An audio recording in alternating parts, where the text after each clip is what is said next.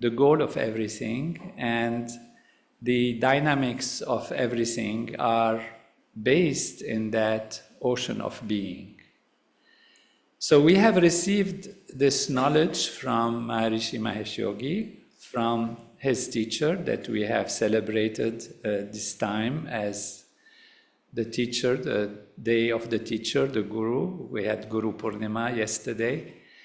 And this knowledge that comes to us has both a theoretical level and a practical level, which influences all aspects of our life. We live our life through our consciousness. Consciousness is what allows us to experience happiness, joys, but also pains, to experience love, to experience knowledge and understand the universe. And without consciousness, as we can simply imagine if we are in a state of coma or in a state of deep anesthesia, without that quality, that kind of consciousness, nothing really matters. Nothing matters in terms of being the wealthiest person in the universe or the most loved person or the most knowledgeable person. For us, it doesn't matter at all if we are not conscious. So consciousness is that element which allows us to really live life, experience life, and know where we are and experience the steps of our progress and evolution, and see how we are doing in our daily living, in our practical activities, etc. And this consciousness can have many flavors, many qualities. So when we say, I am feeling good, I'm feeling happy, that means there is a color of your consciousness which has a color of happiness or well-being. Or if you feel, I am feeling pain even, that means your consciousness has a color of pain. Again, if you don't have consciousness, you don't have pain, you don't have also joys and feelings or expectations or hopes or understanding of life. And so consciousness can have these flavors, can have these colors. And these colors are influenced by what we experience. And what we experience at all levels. Just seeing a flower, seeing a nice situation, seeing a landscape, listening to music, or even eating some kind of food that has an influence on our well-being, if it is soothing, if it is helpful, or if it is damaging, it is not really so healthy. We experience that through our consciousness. Now, we feel sometimes if we eat the wrong thing that we experience it in our maybe digestive system, or it causes us some cloudiness. But it's all an experience. So what we experience in our digestive system is an experience in consciousness.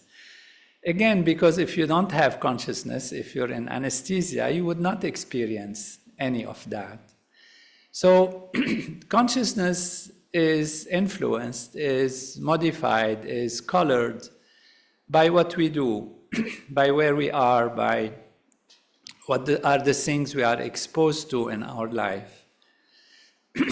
And therefore, all of these elements that we do, that we experience, they are coloring consciousness, and that's how we feel they are good for us or they are not good for us. They're helping us or they're not helping us, because we experience them in some way, in some color, in some shade, through our consciousness. When we say we have stress or strain or fatigue or something is happening to us, it is because we have put on our physiology, which is an expression of consciousness, on our body, on our mind, something that is not conducive to evolution, to feeling better, to growing, to feeling safe. And that is what we call stress.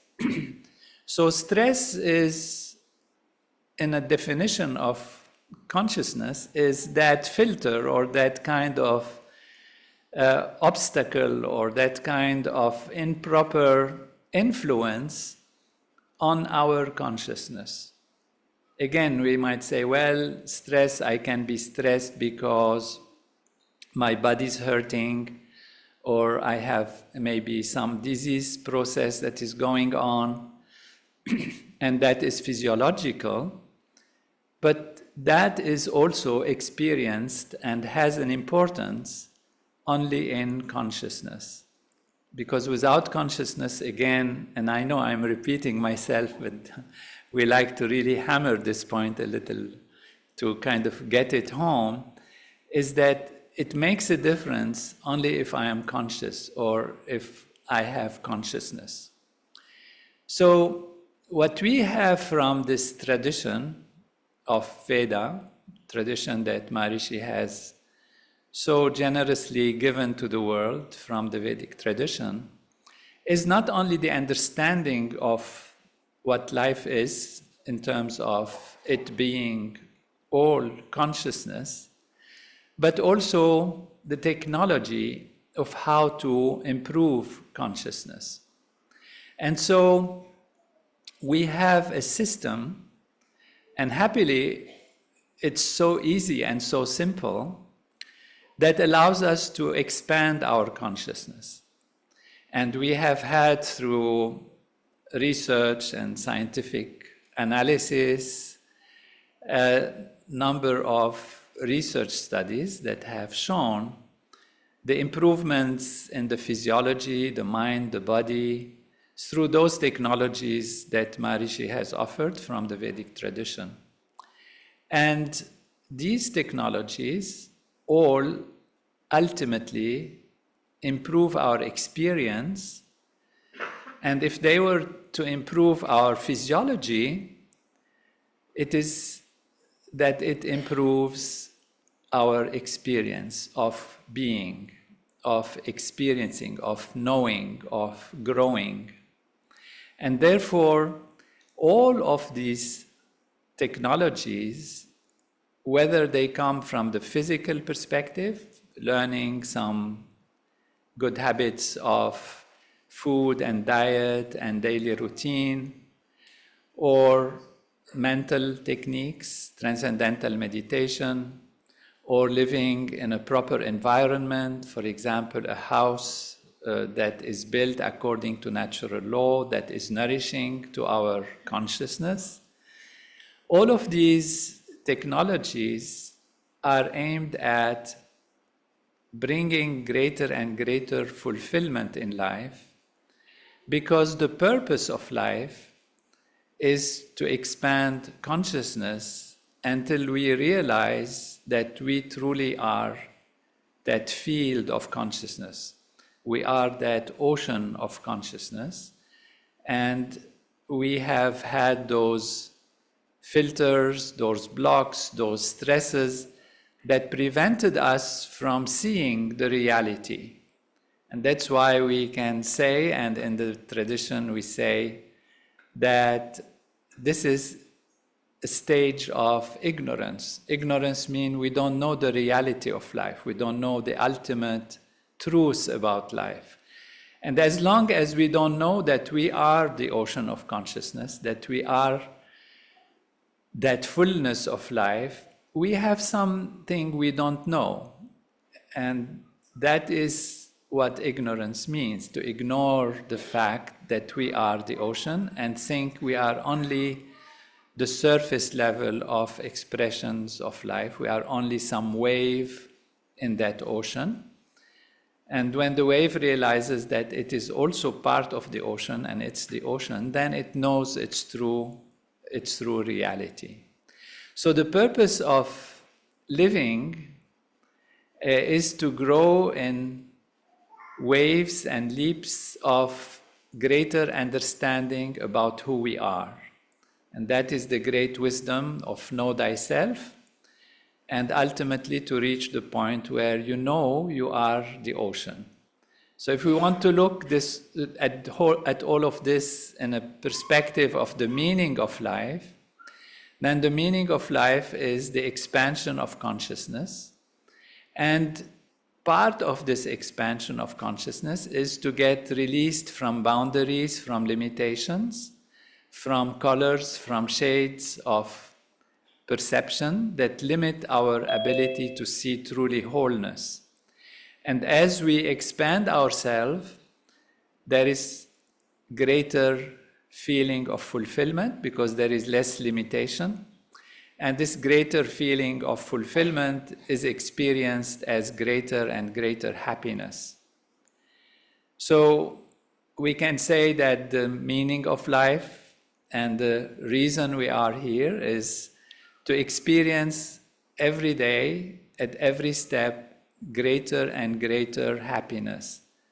Because as we experience greater and greater consciousness through the removal of filters and colors that shape our consciousness in a way that doesn't allow us to see the wholeness of consciousness, we get more and more fulfilled because we are on the path of greater and greater wholeness.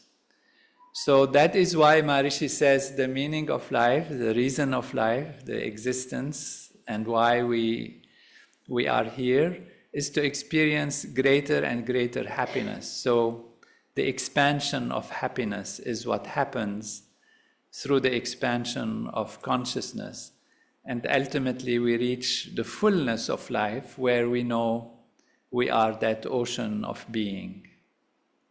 On that path, there are so many aspects that can help us to get happier and feel greater fulfillment and greater understanding of who we are, and therefore reach the state of unity consciousness, which is meaning literally that we know that everything is consciousness, I am consciousness, and everything else is consciousness.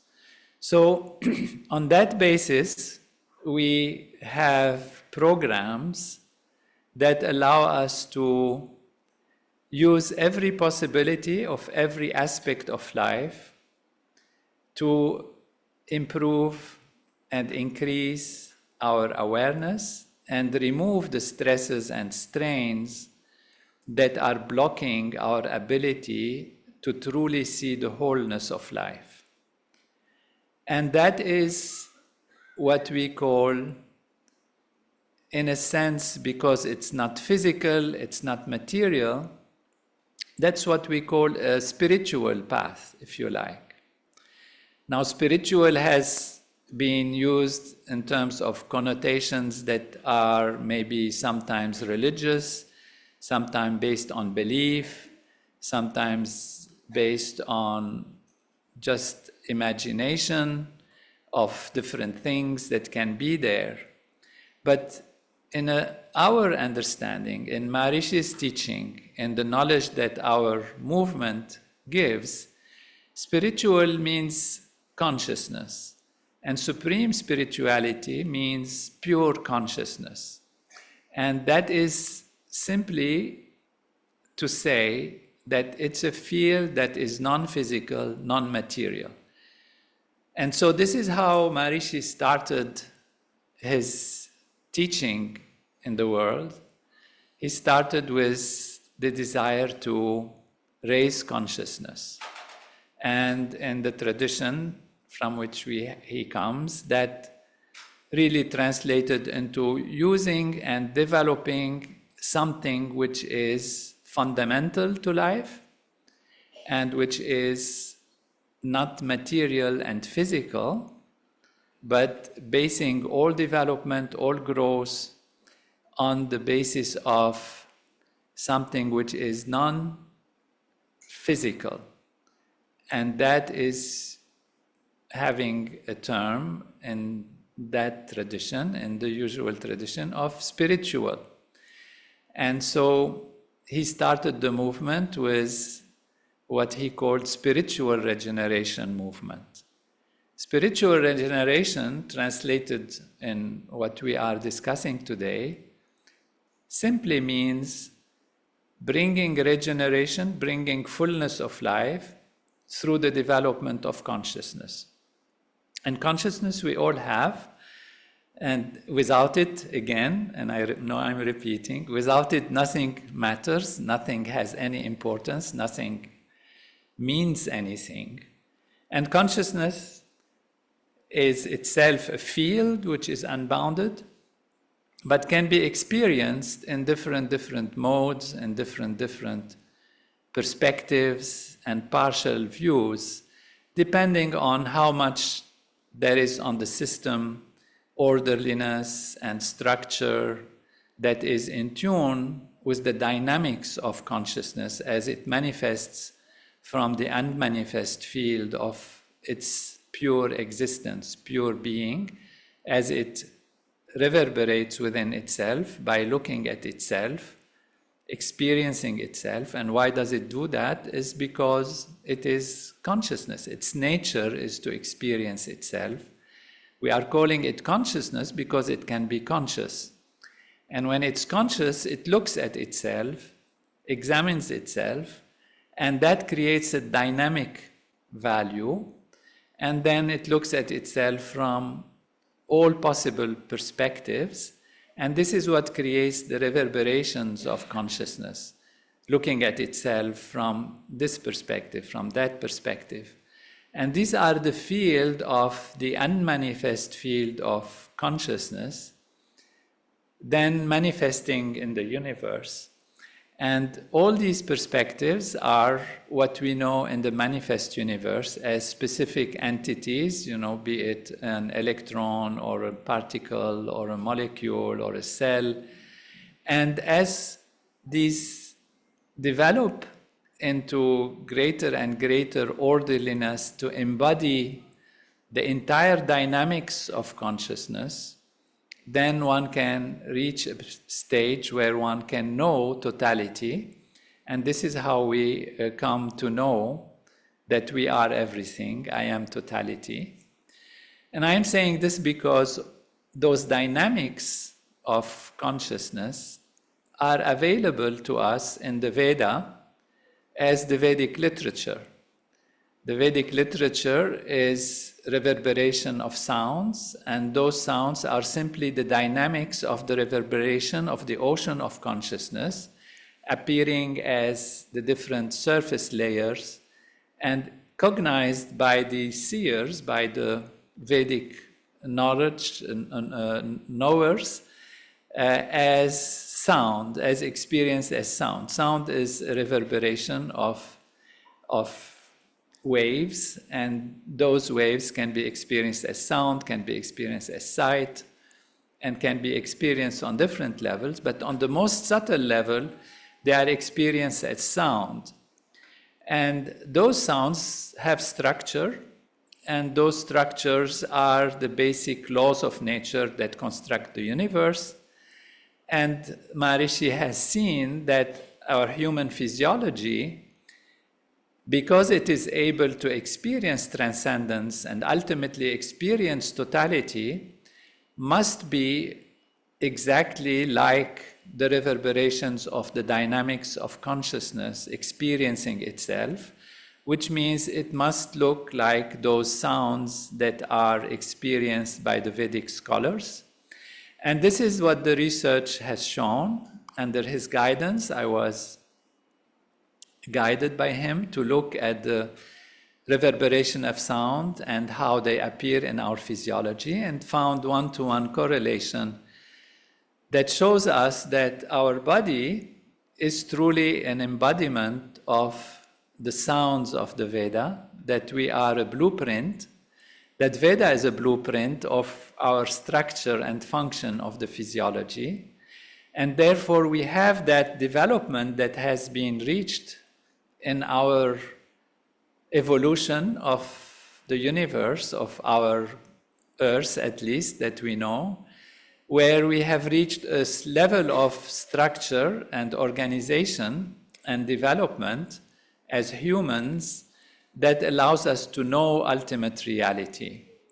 And so restructuring the dynamics of the physiology, restructuring the environment, the near environment and the far environment, and getting it in proper habits, in proper relationships, in proper behavior, in proper diet, in proper daily routine is important to maintain it on the highest possible level of orderliness so that it can experience the true nature of ultimate reality, which is I am totality, I am the ocean. And that comes with a beautiful benefit, which is the growth of happiness, the expansion of happiness, because simply there is less limitation, stress goes away, and a clearing of disorderliness and all the things that are imposed on our physiology, and these lead to greater clarity of vision. And so we have all these technologies that help to develop consciousness and therefore put us on the path to reaching the ultimate goal of life, which is called liberation, moksha in Sanskrit, liberation from limitation, liberation from ignorance, liberation from boundaries, and leading to what is also called enlightenment, which means to know, to be living in the light, and that is to know that we are that ocean, we are that full ocean. And so, what is the best way to get to that ocean and to know that we are the ocean? It is to directly experience the ocean. If possible, when you experience the ocean, you know the ocean. And that is why the primary knowledge, the highest knowledge, the most perfect and complete knowledge of reality comes from direct experience by going beyond the surface level of the ocean, if there is a way to do it, and go to the ocean itself and experience that this is, yes, the reality. It's like on the sensory level, you want an apple, you experience the apple, you see it, and you know it's there through your senses. And there is a way to directly experience the ocean through consciousness, through awareness. Because when you experience through the senses, you are experiencing something very specific, limited by what your senses can see. And that is consciousness projecting itself in a limited way through limited perspective and limited sensory ability, because you can't see if the apple was originally, let's say, in the infrared range of light, you wouldn't see it with your eyes, or if it's in the ultraviolet light. You can only see within those frequencies, and therefore you see one limited perspective. That's what we call limited perspective. And consciousness, therefore, has that ability to see through the senses in a limited perspective. But as we said, we have already the apparatus, we have the dynamics of the full value of consciousness within us, the full dynamics of consciousness, to experience from the unlimited perspective. And that is why we have the ability, and how we have the ability, to go to the ocean of consciousness and directly experience pure consciousness. And so Maharishi, throughout the teaching, and starting from the essence of the movement which we have, gave us the technology to directly experience the ocean, directly go to the field of pure being. And that's what we call transcendental meditation. Transcendental meditation takes us to the ocean, and as we dive into the ocean, the side benefits of that is the elimination of all those levels and layers that are hiding the ocean. This is what we call stress and strain and disorderliness, and what we call fatigue and disease and problems and all of that.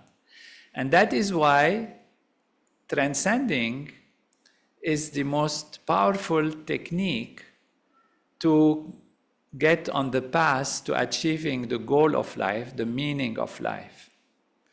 But then we come out into activity, and we have different activities that we are exposed to. We have different environments that we live in. We have the close environment. We have the environment of the universe, of our solar system. And that also influences us based on our predispositions, on the time of our birth, and all of these aspects. We are exposed to pollution, we are exposed to different diets, we have different habits that we learn that become established in us. Sometimes they are good, sometimes they're not helpful. We have different relationships, and all of these also influence us as in a positive way or in a negative way. And we have to know where we are in our life. What is our predisposition? What's our vocation? Why we are at this point in our life, and how we can achieve the goals from the place where we are to where we are to go. And therefore, that is also about understanding our purpose, our promise, our desires, our passions, our talents, our skills, and all of that on the surface level. Now, as you transcend, all of these become clearer. And that's why transcending is fundamental, and all the other aspects come on the second level. But we live in life and we experience life, and what we want is transcending to take us to the transcendent, to the pure field of being, rather than waste its transcendence time to clear up the stresses and the strains that we accumulate during the day. So ideally, we want to live a healthy life as much as possible in the outer value, have healthy habits, healthy food, healthy diet, healthy relationships, healthy everything, so that when we close the eyes, we dive easier and deeper and quicker into the transcendent. And Maharishi has seen all of this, and he has designed from the Vedic tradition all these technologies that come to us in terms of Sthapatya Veda for the environment in which we live, in terms of Jyotish to be in relation with the bigger environment, in terms of habits and diets and all of that, with Ayurveda and other programs, and to also guide the society, which influences the individual, and the individuals together, they influence the quality of society. So from the simple transcendental level, then to the action level, to the knowledge level, to all of these levels, Maharishi has designed for us tremendously profound and effective and efficient, because they are easy to use and quick to give their results, all of these programs. And that is why we have, when we look at our movement and we look at its future, we base that future on the strong knowledge of the tradition that has been through thousands of years proving its effectiveness. So it has its roots very solid, and now it looks in the outer value in a very, very clear and dynamic way towards a future that can enhance all aspects of consciousness. And that's why Maharishi created a program, created what he called Global Country of World Peace with ministries. And these ministries have different specialties that deal with different aspects of individual life and personal life, and at the same time social life and social organization, with all of these technologies that are truly all technologies of consciousness. And that is why we have now gathered all of this based on the understanding from the roots of the knowledge. And what is beautiful in Maharishi's vision is that he encouraged scientific research to support the effects of this knowledge. And so hundreds of scientific research studies have seen the effects of the development of consciousness and of the different methodologies that are from this knowledge to improve life and make it grow in the direction it should grow, which is the direction of raising consciousness and growing in awareness and understanding the meaning of life and being in tune with the meaning of life.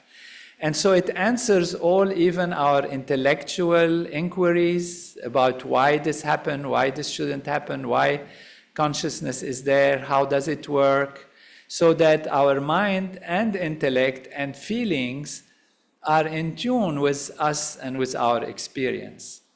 And that is where knowledge has a great purifying power, because it helps to guide in the right direction and helps to reassure the feelings, the heart, the mind, the intellect, even the ego, the sense of growing and embracing every other ego as part of oneself, and the effect of that on the whole society.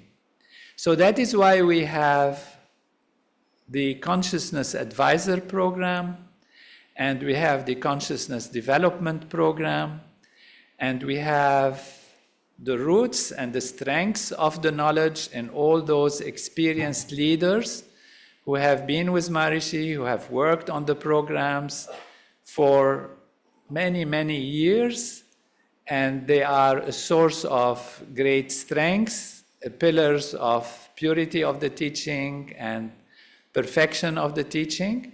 And we have the young, dynamic, alert, and forward-going generation that will lead and take this wisdom from the knowers of reality into their generation, with the language of the generation, with the establishment of all technologies that are possible. And what's beautiful and what we have learned from Maharishi in such a profound way is that he has always adapted and adopted technology.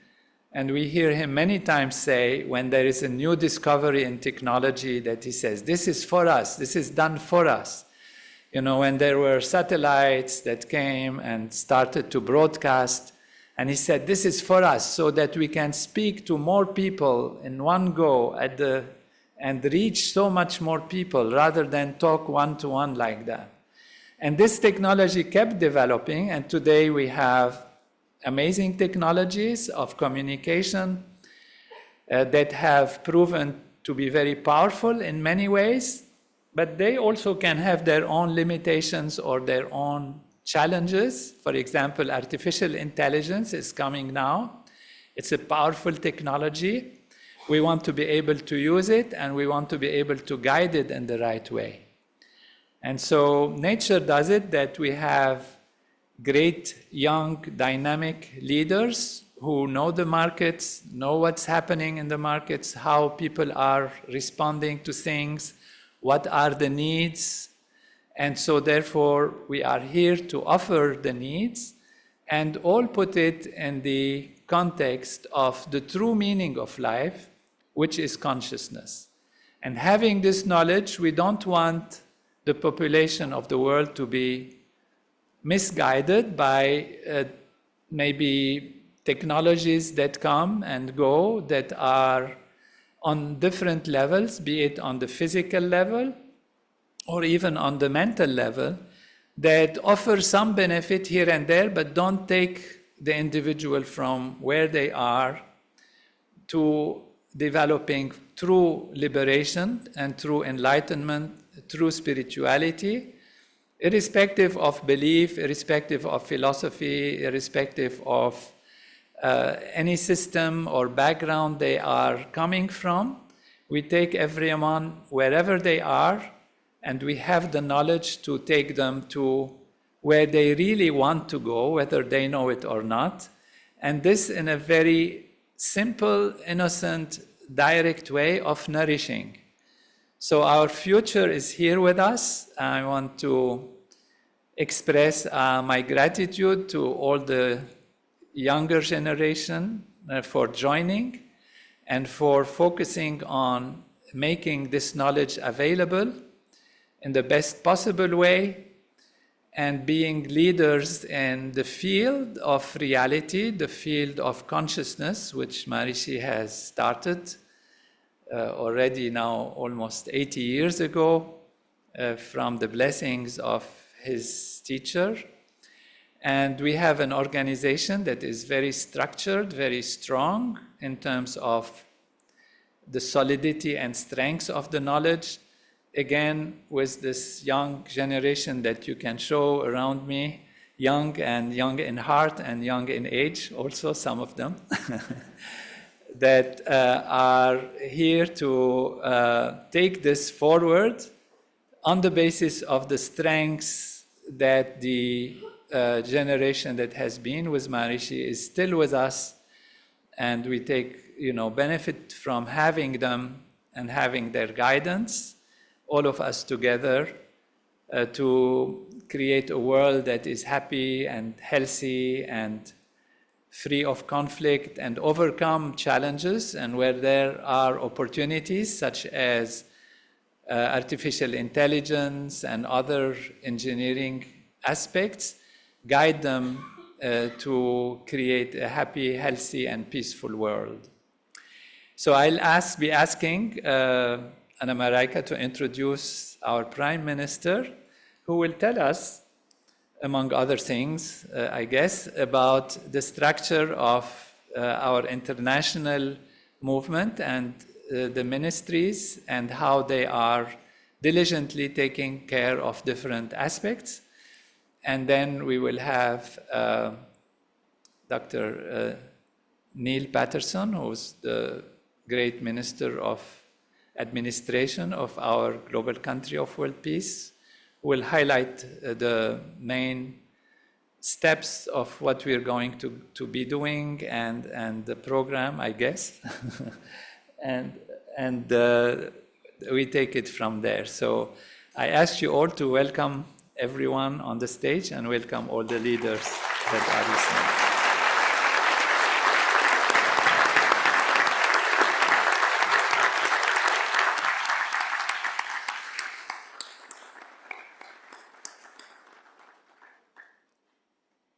Thank you, Dr. Nader, for this inspiring vision for our TM organizations and the potential for each one of us to be part of this big vision.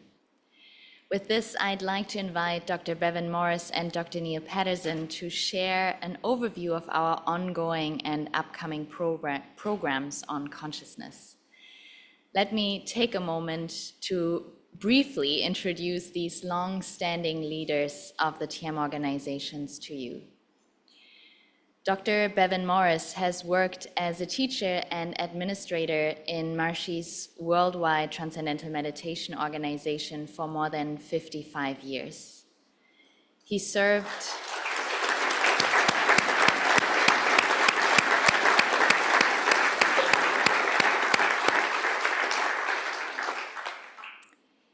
served as president of MIU for 36 years and is now President Emeritus for the university. He's also Prime Minister of the Global Country of World Peace and Chair of the Board of Directors of the Brahmananda Saraswati Foundation, who's taking care of the ancient Vedic Pandit projects in India and Nepal. Dr. Morris received an MA and BA in psychology and philosophy from Cambridge University, and a master's and doctoral degree in the science of creative intelligence from Maharishi European Research University. Now, alongside Dr. Bevan Morris, I'd like to introduce you to Dr. Neil Patterson.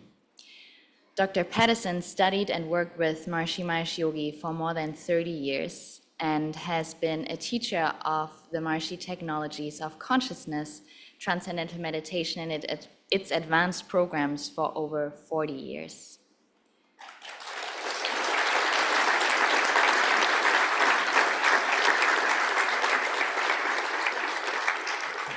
Dr. Patterson received his doctoral degree in the science of creative intelligence from Marshi European Research University, Salisbury, Switzerland, and a doctoral degree in Marshi Vedic Science from Marshi Vedic University, the Netherlands. Dr. Patterson is the director of the Brahmananda Saraswati Foundation and Brahmananda Saraswati Yagya Foundation, whose missions are to establish and permanently fund large groups of Vedic experts in India and Nepal to transform the collective consciousness of the world and create world peace through daily performance of yoga and yagya, the Vedic technologies of consciousness. Dr. Patterson also serves as Global Minister of Administration of the global country of world peace, with responsibility for implementing Vedic administration throughout the world. Now, it's my deep joy to introduce and hand it over to Dr. Bevan Morris.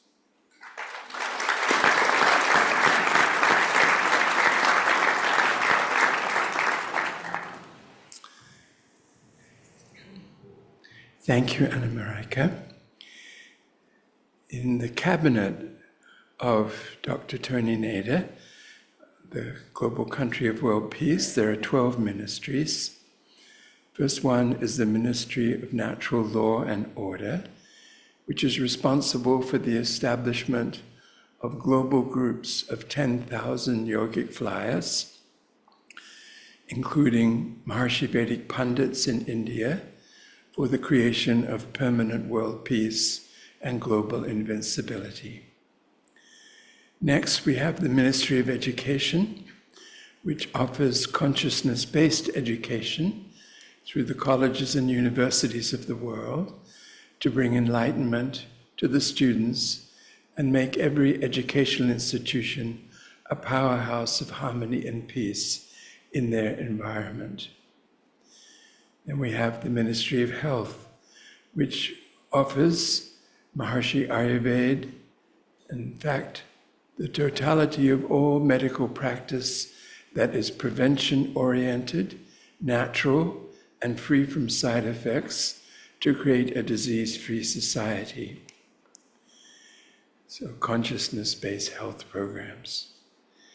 We have the Ministry of Architecture, in which consciousness-based programs of designing and constructing homes, offices, schools, government buildings, and cities and countries even, so that the buildings themselves promote higher consciousness and a joyful and peaceful life for those who use them.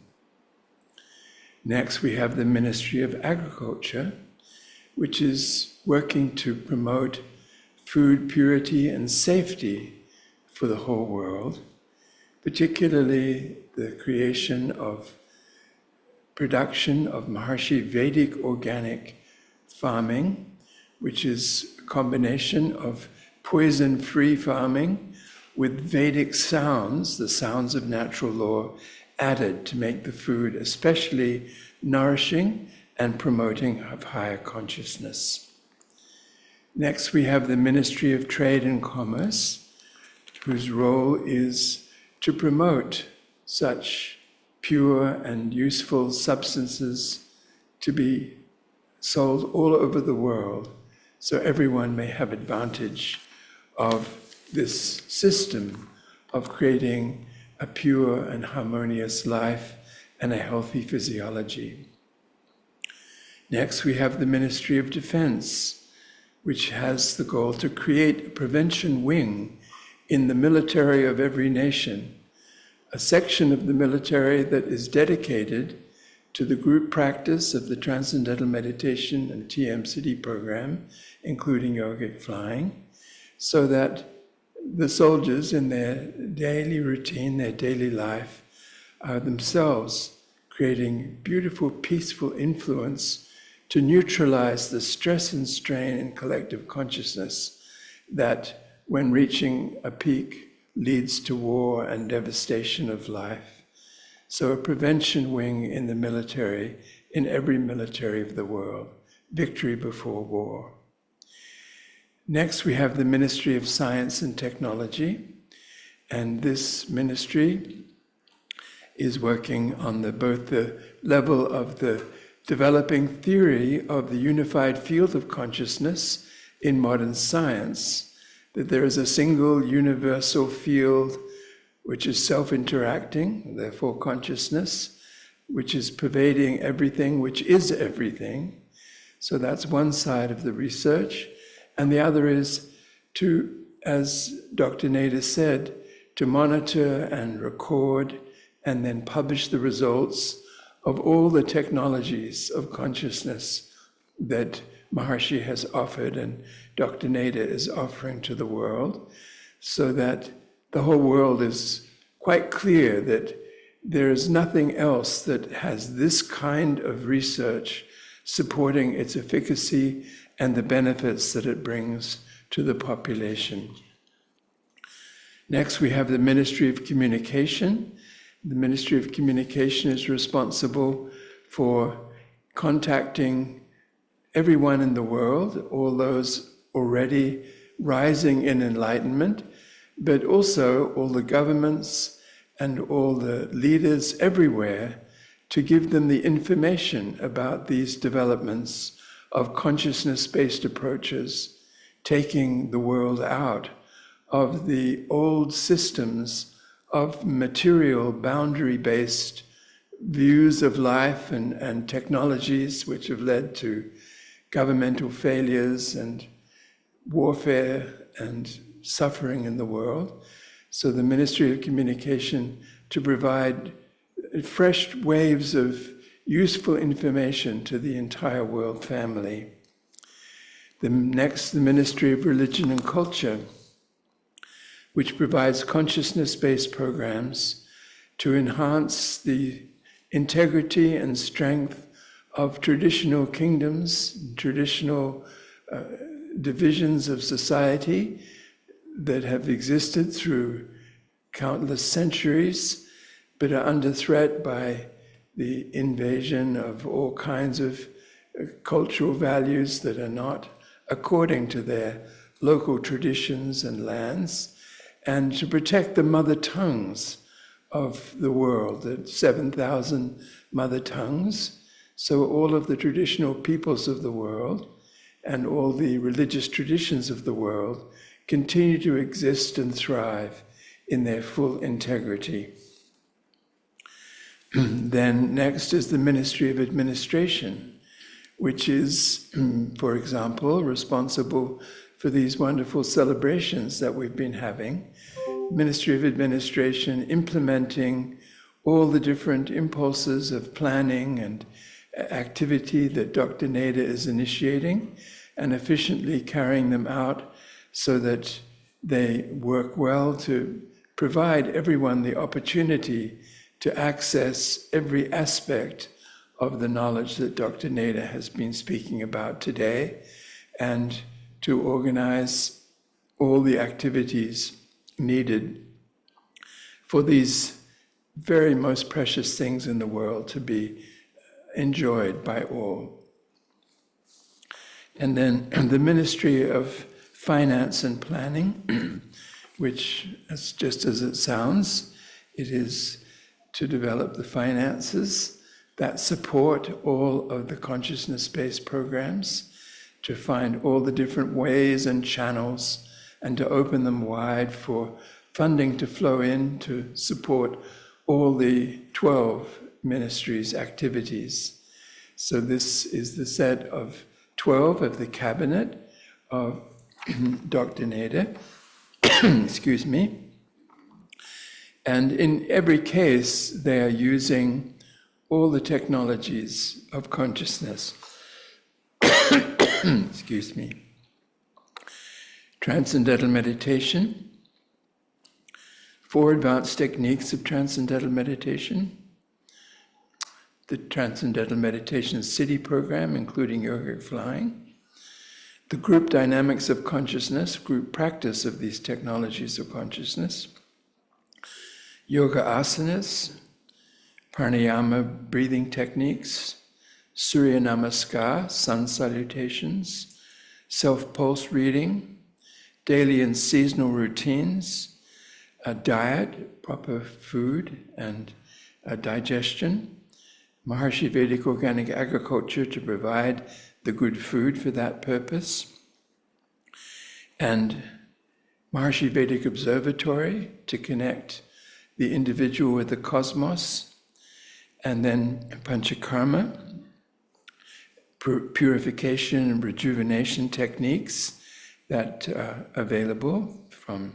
this tradition, the model of the Vedic physiology that comes directly out of Dr. Nader's research, also out of his research, Vedic sound therapy and Maharishi Vedic vibration technology, and Maharishi Gandharva Ved music therapy, and Maharishi light therapy with gems, Veda aroma, Rasayana, herbal preparations for nourishing and balancing the physiology on a continuing basis, herbal preparations dedicated to different particular requirements of any individual, Maharishi Sthapatya Ved, the Vedic architecture in harmony with natural law, to ensure that the house alone is promoting higher consciousness and therefore bliss, because consciousness is, after all, bliss and universal love. So that's another one. Maharishi Jyotish was just mentioned by Dr. Nader, the prediction of trends in life in a systematic and mathematical way to actually enable one to take action to prevent any oncoming danger or enhance positive trends in life, particularly with another technology called Maharishi Yagya, the Vedic performances that are done by the Maharishi Vedic Pandits in India to neutralize negative influences and promote positive influences and create coherence in the world at the same time. And consciousness-based education, that all education should be promoting higher consciousness.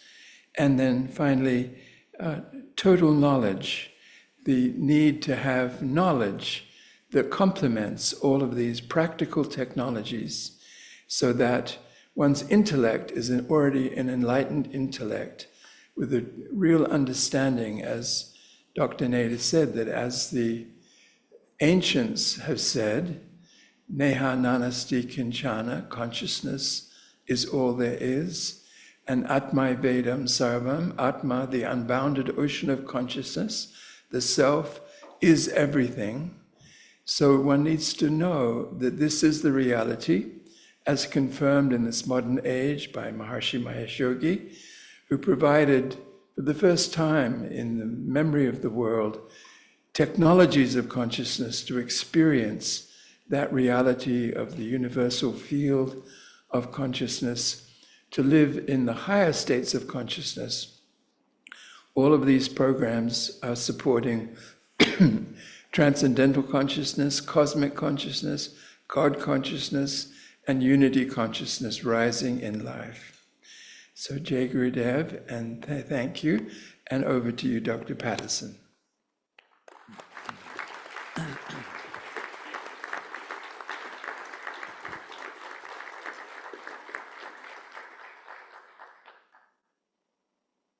Thank you very much, Dr. Morris.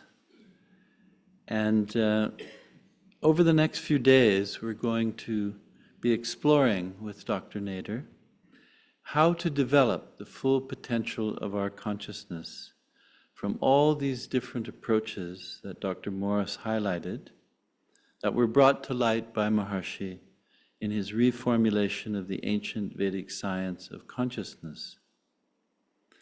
And especially we'll be exploring with Dr. Nader and a panel of experts how you can bring about positive change on every level of your life and the life of society through consciousness.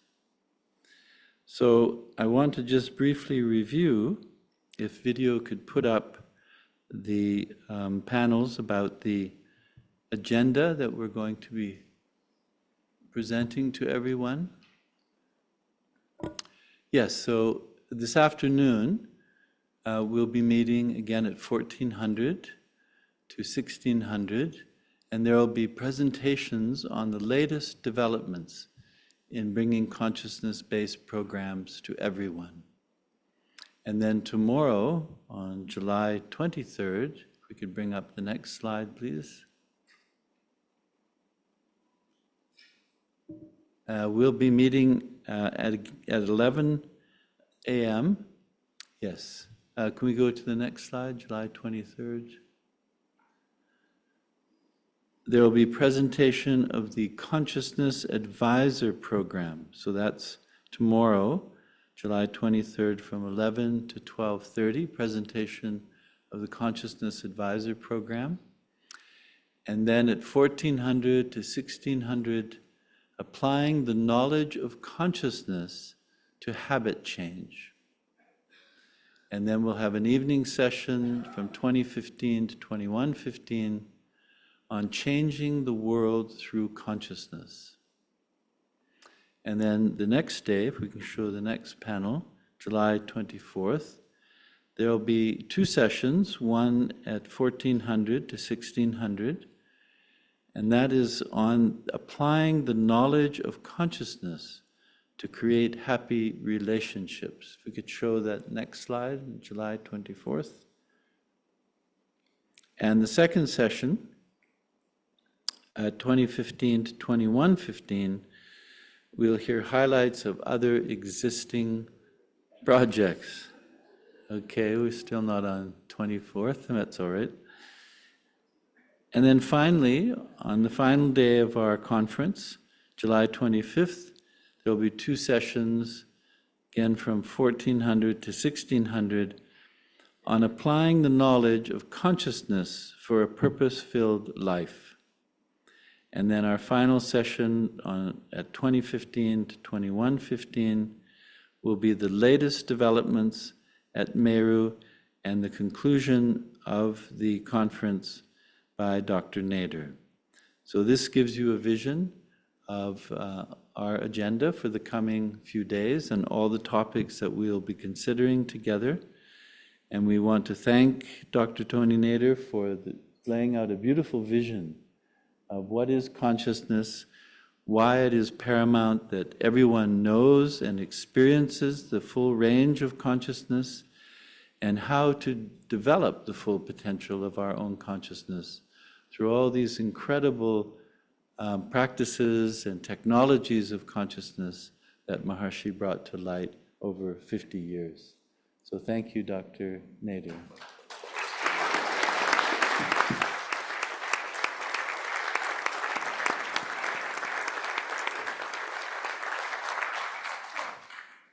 Thank you, Prime Minister Dr. Bevan Morris and Minister Neil Patterson.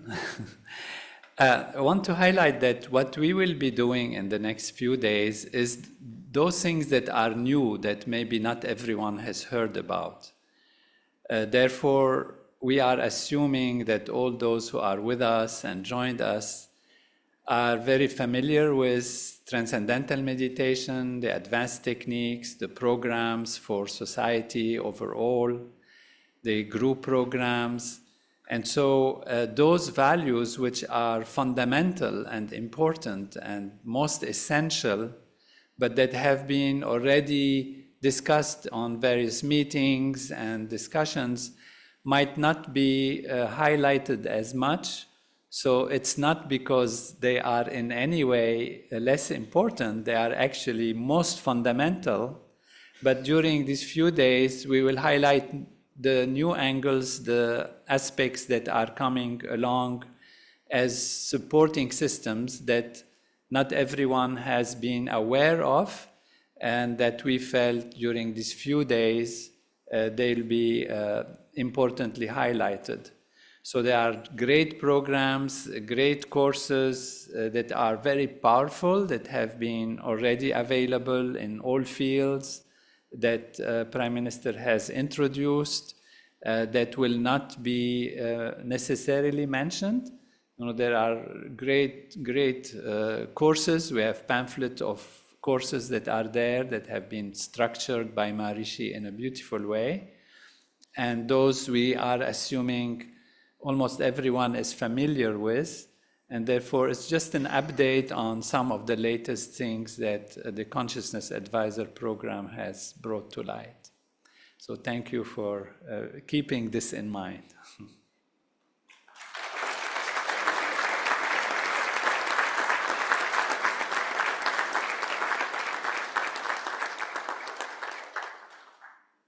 Thank you, Dr. Nader, for this beautiful first session of our special assembly that we will continue shortly.